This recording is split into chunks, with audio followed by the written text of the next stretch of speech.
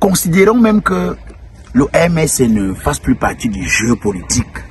Ou si vous voulez, le professeur Maurice Kamto ne soit pas candidat pour cette élection du 12 octobre. Soyons honnêtes et sincères. Vous croyez vraiment que c'est possible si on va aller dans un jeu terre à terre que le RDP se gagne les élections au Cameroun? Sauf si, c'est-à-dire, le peuple décide que bon, ok, nous on ne s'intéresse plus. Comme par exemple, vous avez décidé d'aller à l'élection avec vos gens. Ok, nous on vous laisse avec. Ou alors, comme vous avez décidé que vous étouffez avec le pays, on vous laisse étouffer vous avec. Parce que, en toute honnêteté, la stratégie du RDP, c'est pour gagner les élections. Tout le monde la connaît. Depuis des années, vous dites elle est épuisée. En fait, c'est que j'ai l'impression qu'ils ne se rendent pas compte que c'est épuisé. La stratégie était simple. C'est-à-dire, dans quelques villages, dans chaque village, vous avez quelques personnes. C'est-à-dire, un village peut-être de 5000 personnes. Vous avez peut-être 2 personnes dont on a transformé la vie, à qui on a donné la richesse, à qui on a permis d'être à l'abri, d'avoir les... Comment est-ce qu'on appelle ça? De profiter de la République, si vous voulez. Mais, surtout, à qui on a donné la possibilité d'avoir les intérêts du pays. Et donc, ces 2 personnes, eux, ils mangent et parlent au nom du village. Donc, ils viennent chaque fois dire que, non, vous savez, si je vous ai offert le point d'eau, c'est parce que je suis là-bas et vous savez que pour que je continue de vous offrir le point d'eau, il va falloir que je continue d'être là-bas. Donc, pour ça, votez les gens là. Consigne de vote. Sauf que le peuple aujourd'hui là n'est plus le même. Sauf que les Camerounais d'aujourd'hui là ne sont plus les mêmes Camerounais là. En fait, c'est des Camerounais qui ont compris que eux-mêmes, si c'est dans une bonne gouvernance, eux-mêmes pourraient avoir les points d'eau.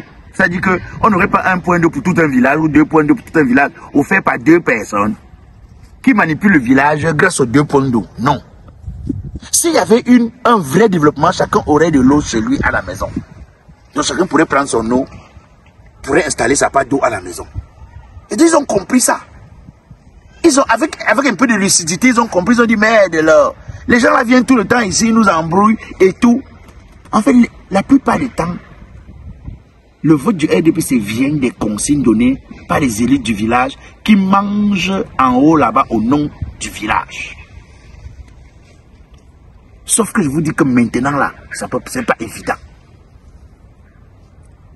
C'est pas facile au jour d'aujourd'hui là que ça se passe, que les Camerounais sont arrivés à un niveau de conscience où ils ont compris que merde, on vient nous mettre 2 points d'eau ici, on parle à notre nom là-bas, on mange à notre nom, c'est les enfants qui entrent à l'ENAM, c'est les enfants qui ont les intérêts de la République, c'est les enfants qui sont sous-préfets, ils mangent à notre nom là-bas en haut, et quand on étend le micro de la CATV, ils ouvrent les bouches pour dire que le village est tel soutien, alors que nous le village on ne sait pas de quoi il s'agit. Donc, ils ont compris. Ils ont dit que si nous on lutte pour changer le fonctionnement, pour avoir une autre gouvernance, une autre façon de faire, en ce moment, on aura un pays où chacun va pouvoir, sans vraiment chercher à aller chez un sorcier, entrer à l'ENAM, sans chercher à connaître quelqu'un qui connaît quelqu'un, être un cadre des impôts, sans connaître quelqu'un qui connaît quelqu'un, c'est-à-dire travailler à la douane, sans nécessairement avoir quelques relations ou bien être né de quelqu'un qui était déjà quelqu'un. Chacun va pouvoir avoir de l'eau, avoir de l'électricité, avoir de l'emploi. Ils ont compris ça. Du coup, les élites du village sont en souffrance. Parce que, il faut savoir une chose, c'est que moins on vote pour les élites du village, eux aussi sont mal là-bas. Hein. On leur dit que, mais de l'or, tu as été incapable de faire qu'on gagne au village. Donc, du coup, ses intérêts sont menacés. Ils ne viennent pas nous dire au village, à la fin des élections, ils ne viennent pas ouvrir, faire des trucs, les dons scolaires qu'ils font à la rentrée. Ils ne font pas ça pour rien. Mais on va vivre des dons. Nous, on veut un pays où le gouvernement doit être capable de nous donner à nous tous. Pas de donner à 3 poignées de personnes qui viennent parler à notre nom. On ne veut plus ça. C'est ça le problème. Donc, que le RDPC gagne une élection aujourd'hui, le RDPC va pouvoir changer son rythme, son système, qui consiste à mettre quelques personnes en haut pour que ces personnes aillent parler au nom du village ou bien aillent parler aux gens du village. Non, tout le village veut manger. On ne veut plus être les tindas des gens. On ne veut plus être les tindas des gens. On ne veut plus avoir un sous-préfet dans notre village dont nous sommes tindas. On ne veut plus avoir un gouverneur ou bien un opérateur économique au village dont nous sommes tindas. On ne veut plus ça. Quand le RDPC ne va pas comprendre ça, le RDPC aura la difficulté à gagner facilement une élection. C'est-à-dire qu'aujourd'hui au Cameroun, ce ne sera pas évident. Ce ne sera pas évident. Et souvent, je ne veux pas vous mentir, souvent je me pose la question. Si, en réalité, aujourd'hui, le RDPC arrive à gagner une élection avec les 70% que j'entends souvent là, est-ce qu'au fond, elle aura le sentiment d'avoir gagné une élection noble? Je te pose la question pourquoi? Parce que quand vous rentrez dans les rues du Cameroun, vous interviewez les Camerounais, vous écoutez ce que les Camerounais disent. Parce que je crois que c'est les Camerounais qui votent, non? Quand vous écoutez ce qu'ils disent, et souvent vous voyez le score qu'on dit que le RDPC a gagné les élections avec, vous avez envie de vous poser la question. Au moment des votes, c'est les mêmes Camerounais qui parlent là, qui votent, où il y a d'autres Camerounais qu'on ramène pour voter. C'est les mêmes là. Parce que si on tient compte des plaintes des Camerounais, si on tient compte du mal-être du peuple camerounais, si on tient compte de leur souffrance, si on tient compte de ce qu'ils ont comme, c'est-à-dire que, comme rancune envers le parti qui gouverne ce pays depuis, je ne crois pas qu'on soit capable de dire qu'ils ont gagné une élection, ou alors qu'ils soient capables de gagner une élection dans ce pays. Vous allez vous rendre compte que depuis là, ceux qui défendent le RDPC depuis que l'histoire de l'élection a commencé, ce sont les élites. C'est-à-dire que vous allez voir que c'est le ministre tel. Parce qu'il défend sa nourriture, non. Vous allez voir que c'est le maire tel. Vous allez rendre compte que c'est-à-dire que c'est telle personne, tel opérateur économique. En fait, ils défendent les intérêts. Alors que les autres partis politiques, ce sont les personnes lambda, c'est le peuple qui tombe dans la rue, comment je vais dire ça, qui passe sur les réseaux sociaux, qui décrit le fait que eux, ils souhaitent que ce soit leur parti qui gagne. Ce sont les personnes lambda qui défendent l'autre, c'est-à-dire les autres partis. Mais ouais, depuis que c'est des personnes, c'est des gens en fait qui mangent. La personne lambda a l'impression que le RDPC ne le concerne pas. Bien, ne la concerne pas souvent. En tout cas, comme j'ai l'habitude de dire,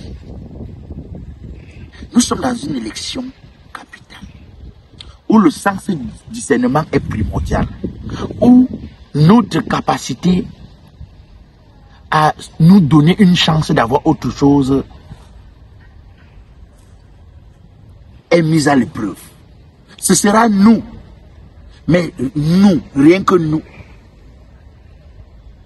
qui seront sur le podium pour décider de comment le spectacle sera. Est-ce que ce sera intéressant? Donc c'est à nous de décider du Cameroun que nous souhaitons. Il faut savoir que celui que tu votes doit refléter le Cameroun que tu souhaites. Celui que tu accompagnes doit, même quand tu n'es pas inscrit, qu'il faut accompagner, celui que tu accompagnes doit refléter le Cameroun que tu souhaites. Bonjour. Bonjour. Madame, je peux avoir un renseignement concernant Iran? Ok, un instant, s'il vous plaît. Ma soeur, dis-moi, est-ce que c'est vrai qu'ils transportent les marchandises de l'Europe pour l'Afrique, de l'Afrique pour l'Europe au prix qu'ils ont indiqué là? Mon frère, j'ai d'abord le problème. Tu portes tes pieds, si tu arrives jusqu'ici pour venir douter. Pour les Africains, vous êtes toujours comme ça là. Oui, il faut douter, mais vous ne doutez pas. On te dit que Eral Bagesco, c'est la meilleure entreprise de transport de marchandises de l'Afrique vers l'Europe, de l'Europe vers l'Afrique, à des délais impeccables et des prix. Tu viens ouvrir ton large avec la pour me demander si c'est vrai. Mais dis, ma soeur, si tu as payé le seconde, c'est quoi? Tu es obligé de me demander au renseignement. Mais c'est seulement demander une information. Je suis les services sociaux. Pendant envoie des marchandises à Eral Bagesco, là-bas, tu me laisses tranquille.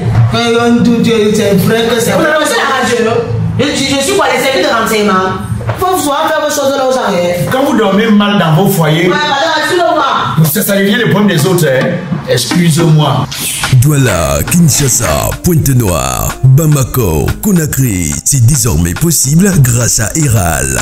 Le meilleur dans la logistique de recevoir tes marchandises, tes voitures, tes effets personnels ou tes colis de l'Europe vers l'Afrique comme de l'Afrique vers l'Europe. Désormais, en 21 jours, la société Eral du groupe Gespro, située en Belgique, effectue aussi des groupages des produits alimentaires dans les conteneurs secs et surgelés du Cameroun vers l'Europe. Eral vous propose également le stockage sec au dépôt de Bruxelles et surgelé dans nos chambres froides. Pour tout renseignement, appelez-nous ou nous écrire sur WhatsApp au numéro de téléphone 00 324 85 76 87 84 ou le plus 346 64 71 67 80 237 674 67 81 54 ou encore le 237 691 60 19 57. Vous pouvez également nous contacter par mail à l'adresse contact@eral.gs.